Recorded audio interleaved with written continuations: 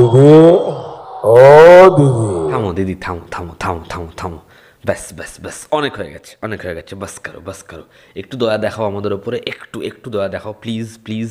আজকে আমরা এই ভিডিওতে আমাদের সকলের খুব প্রিয়, সকলের খুব কাছের হিন্দি সিনেমার মোস্ট ভার্সাটাইল, ভুল হয়ে গেছে, হিন্দি সিনেমা না, ইন্ডিয়ান সিনেমার মোস্ট ভার্সাটাইল অ্যাক্ট্রেস উর্বশী দিদি, তার রিসেন্ট একটা স্টেটমেন্ট, তার ডাকু মহারাজ ছবি সাকসেস হওয়ার পরে সে কিছু বক্তব্য রেখেছে ইন্টারভিউয়ারদের সামনে, যেগুলো আমি যখন শুনলাম আমার কান থেকে বদরক্ত, কান আমার শুনে মন্ত্রমুগ্ধ হয়ে গেছে যে কী বললেন উনি। এবং তার এক একটা স্টেটমেন্ট ধরে আমরা এত সুন্দর করে সেটা ব্রেকডাউন করবো, আমার মনে হয় আপনাদের অবশ্যই সেটা জানা দরকার, কারণ আপনাদের জীবন চলার পথে সেরকম ধরনের প্রশ্ন উত্তর, সেরকম ধরনের জ্ঞান সঞ্চয় প্রয়োজন। তা প্রথম যে বিষয়টা তাকে জিজ্ঞাসা করা হয় সেটা হচ্ছে, এই যে সাইফ আলি খান তার উপর অ্যাট্যাক করা হয়েছে, এই নিয়ে আপনার কী বক্তব্য। তিনি বলেন, মুম্বাইয়ের মতো জায়গায়, কোট অ্যান্ড কোট এরকম কথাই বলেন, মুম্বাইয়ের মতো জায়গা, সেখানে এরকম ধরনের জিনিসপত্র, এটা খুবই খারাপ লাগে, এটা খুবই আনএক্সপেক্টেড, এটা খুব হতাশাজনক, এরকম ধরনের কথা তিনি বলেন। তারপরে করে সুইচ করেন তিনি বলেন, এই যে ডাকু মহারাজ ছবিটা এরকম সাকসেসফুল হয়েছে, আমার পরিবারের লোক, আমার বাবা আমাকে এই ঘড়িটা গিফট করেছে, এই আংটি ছোটো মতো ঘড়ি এটা গিফট করেছে, ডায়মন্ডের এটা।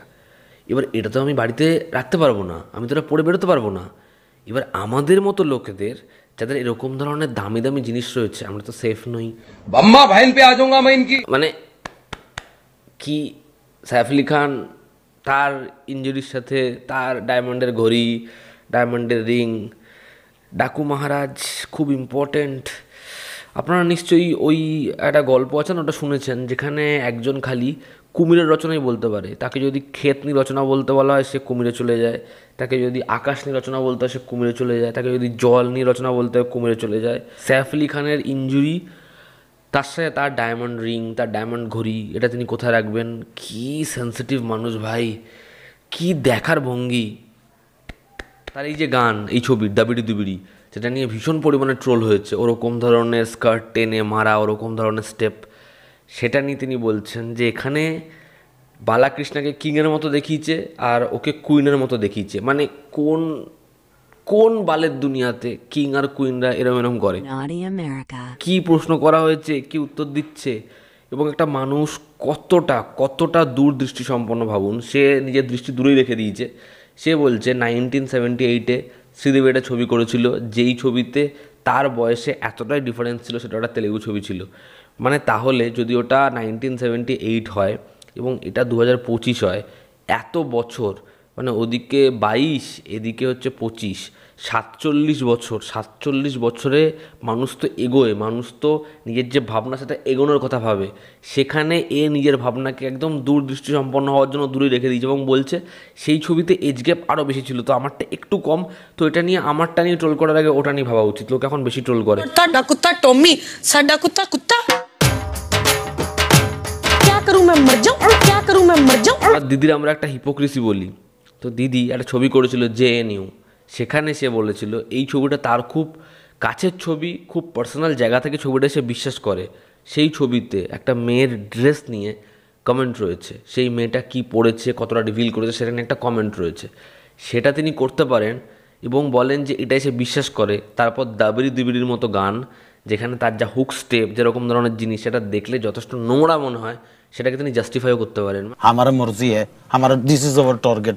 যে আমি দেখছি টুইটারে সব জায়গায় আমার ফ্যান্সরা, বহু লোক সোশ্যাল মিডিয়াতে লিখছে যে কিরাডামানির গেম চেঞ্জার সেটা চললো না, এদিকে উর্বশী রটলার ছবি, এই ছবিটা হচ্ছে ডাকু মহারাজ, সেটা এরকমভাবে ব্লকবাস্টার হয়ে গেল, এতে আমার কি দোষ?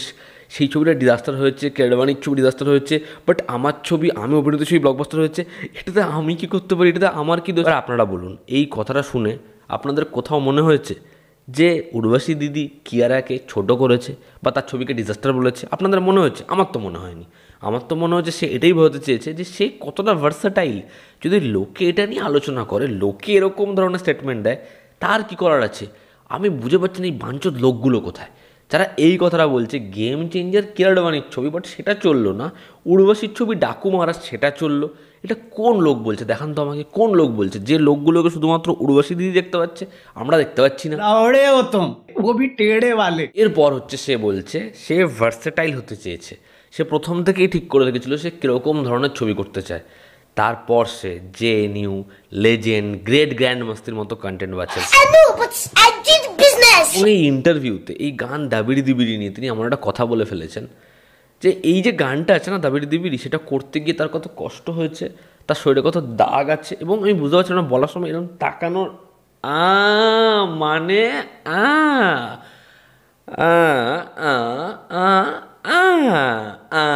আচ্ছা। এবং আমাদের দিদি বলছে তার ফ্যান্স এরকম ডেডিকেটেড ফ্যান্স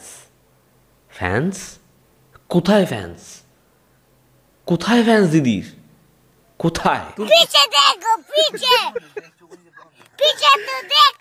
আমি ডাকু মারার ছবিটা দেখিনি, ছবিটা ভালো কি খারাপ আমি সেটা নিয়ে কোনো কথাই বলতে চাই না, কিন্তু ছবির প্রোমো আমি দেখেছি, সেখানে তার পাছায় চাটি মারা দাবিড়ি দিবিড়ি এই দুটো জিনিসই তো ট্রেলারে রাখা হয়েছে। আমি বুঝলাম এই ছবিটার সাকসেসে তার যে ক্রেডিট সেটা সবথেকে বেশি। যেরকমভাবে বিরিয়ানিতে এলাচ সেটার ক্রেডিট সবথেকে বেশি হয়, ঠিক সেটার ক্রেডিট হচ্ছে আমাদের উর্বশী দিদি। এবং আপনারা যদি আজ এই অল্প শীতের সকালে একটু এন্টারটেনমেন্টের ডোজ চান, কিছু না, আমাদের দিদির যে ইনস্টা ফেসবুক প্রত্যেক জায়গায় যে বায়োটা আছে সেটা একবার দেখে নিন। আপনার মনে হবে যে এরকম বায়ো আপনারা জীবনে দেখেননি।